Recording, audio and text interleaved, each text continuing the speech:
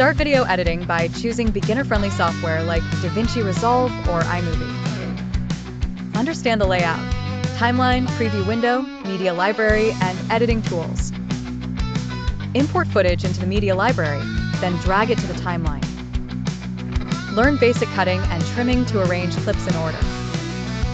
Use transitions like fades to smooth edits. Keep them clean and simple. Add text overlays for titles, subtitles, or captions for additional clarity. Adjust audio levels, use background music, and learn audio fading techniques. Explore basic color correction. Adjust brightness, contrast, and saturation.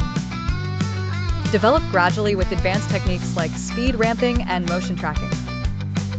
Stick to preset export settings for platforms like YouTube for quality output. Choose 1080p or 4K settings for high-quality video output. Start with basic techniques and software. Aim to improve gradually. Regular editing practice improves skill. Consistency is key to progress.